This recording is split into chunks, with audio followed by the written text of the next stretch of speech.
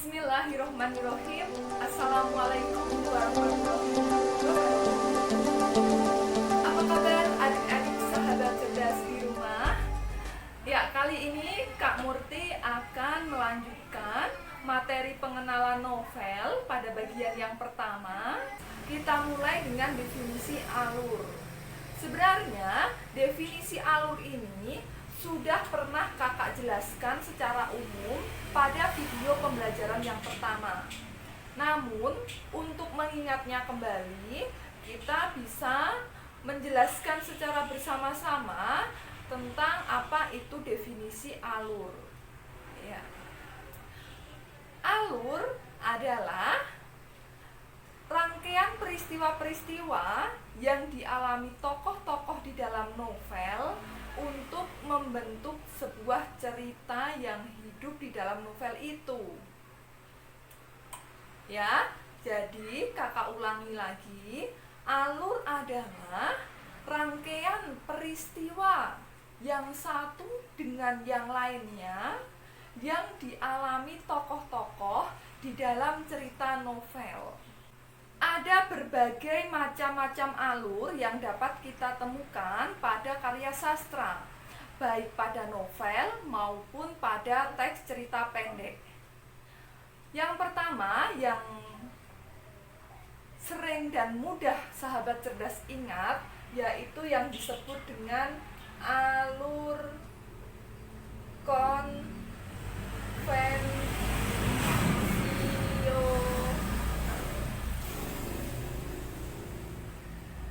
Sahabat cerdas juga bisa menyebutnya sebagai alur progresif.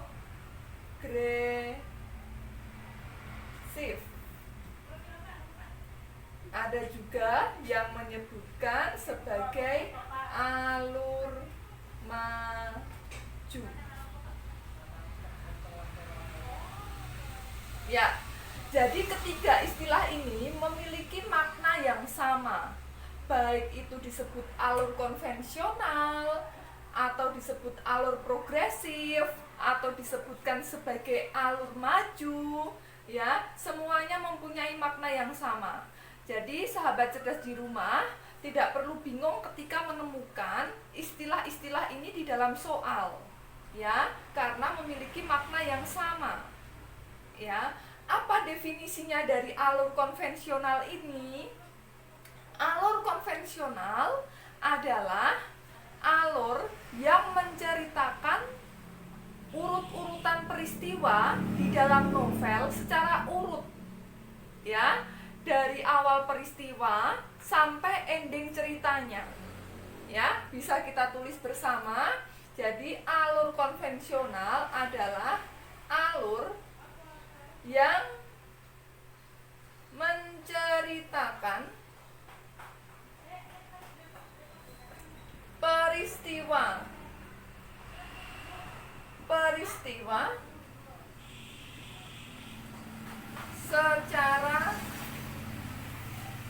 secara urut dari awal hingga akhir cerita.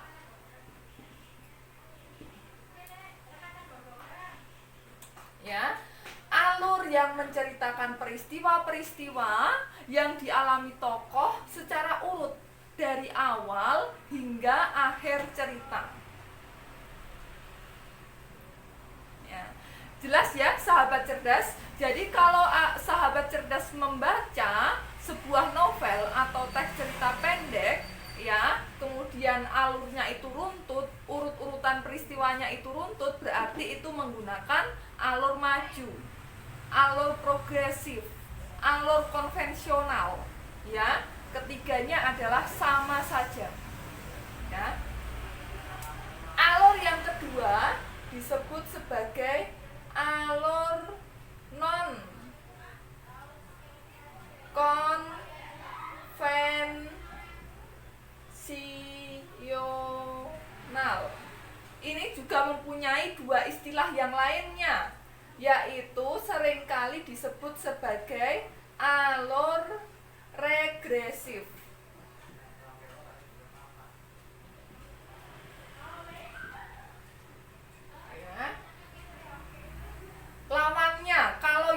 tadi alur konvensional disebut sebagai progresif, non konvensional regresif.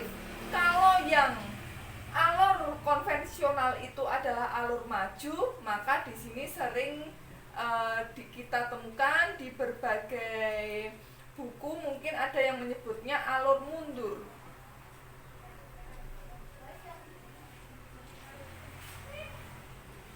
Ya, tetapi perlu ada catatan, yang dimaksud sebagai alur mundur tidak boleh sahabat cerdas di rumah memberikan definisi sebagai berikut. Misalnya, kalau yang tadi maju dari awal hingga akhir, oh berarti ini mundur dari akhir kemudian maju.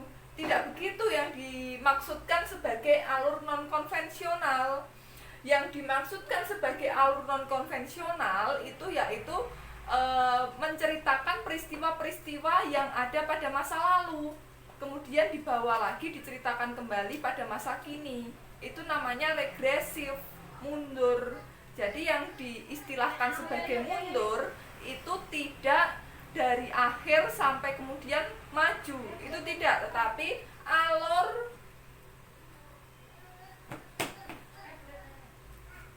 yang menceritakan peristiwa pada masa lalu.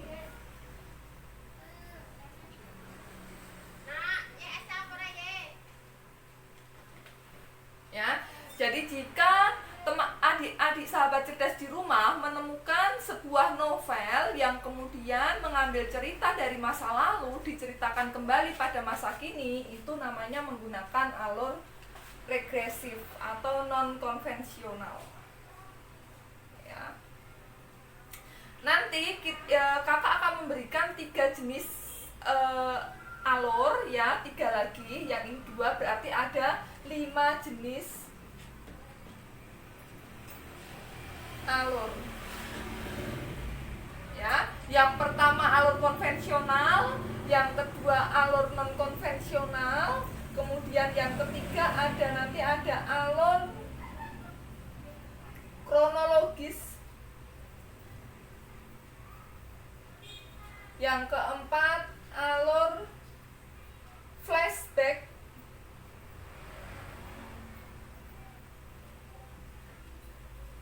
atau disebut juga alur sorot balik,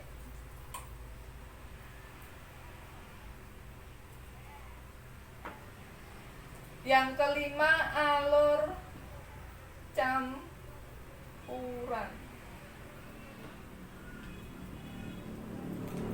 Ya. Jadi pada video pembelajaran ini kita akan membahas 5 jenis alur. Ini kita sudah menjelaskan tentang alur konvensional dan juga alur non-konvensional atau disebut progresif dan regresif. Kemudian yang ketiga ada alur kronologis, ada alur flashback atau sorot balik, yang terakhir alur campuran. Ya. Kakak hapus untuk alur progresifnya atau konvensionalnya atau alur majunya.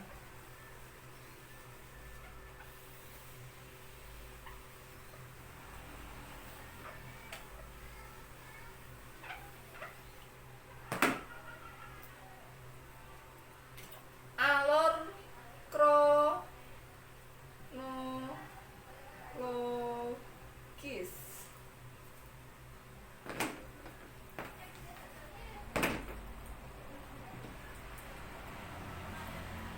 Kronologis, ya.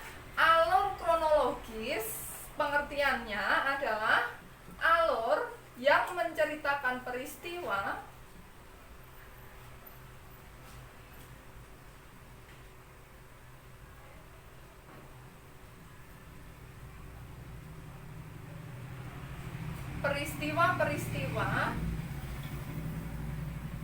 di dalam novel, karena kita mempelajari novel. Tapi kalau kita sedang mempelajari cerita pendek, ya tentu saja ditulis di cerita pendek.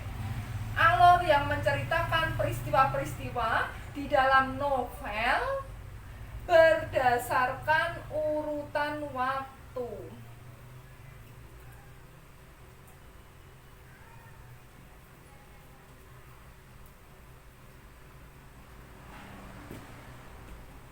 Ya, jadi kata kuncinya adalah berdasarkan urutan waktu. Ya. Alur kronologis adalah alur yang menceritakan peristiwa-peristiwa di dalam novel atau juga boleh di dalam teks cerita pendek, ya, berdasarkan urutan waktu. Biasanya ini terjadi pada teks-teks novel berbentuk narasi, ya. Misalnya sahabat cerdas di rumah ingin membuat novel, ya, yang menceritakan pengalamannya berlibur ke Jakarta atau ke Bali. Nah, sahabat cerdas menceritakan sejak keberangkatan di pagi hari, kemudian apa yang perlu disiapkan, kemudian menceritakan apa yang terjadi pada siang hari di perjalanan hingga kemudian sampai. Nah, itu disebutkan sebagai alur kronologis, menceritakan peristiwa-peristiwa berdasarkan urutan waktu. Ya. Yang keempat adalah alur apa, sahabat cerdas? Yang keempat, iya, betul sekali, sudah kakak sebutkan. Yang keempat adalah alur flashback. Ya, kita tulis yang istilah flashback boleh ya. Ya, karena ini bahasa asing, bisa kita garis bawah. Flashback atau ini juga ada nama lainnya, yaitu alur sorot balik.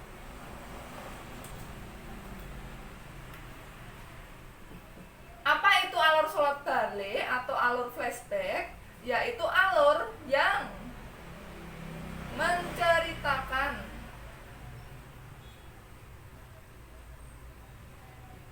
peristiwa akhir cerita terlebih dahulu,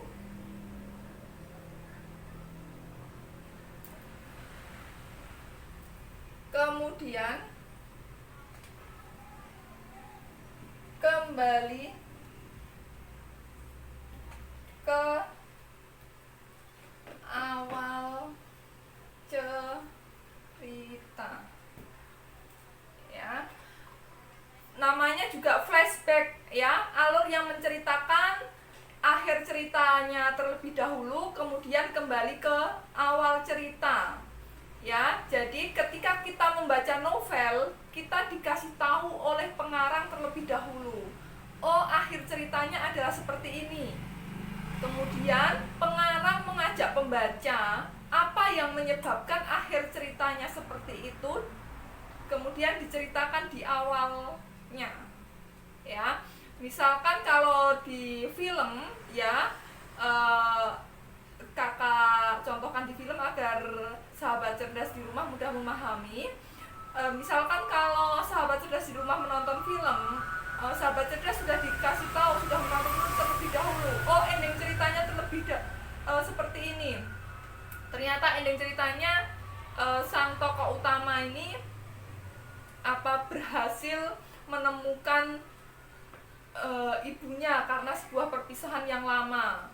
Ya, kemudian apa yang menyebabkan berpisahnya antara anak dan ibu ini, ya, kemudian di flashback mungkin dari sejak kelahirannya atau mungkin saat masih kanak-kanak, ya, kemudian diceritakan kembali dari awal. Nah, itu disebut sebagai flashback, ya, kembali ke belakang kemudian kembali ke awal.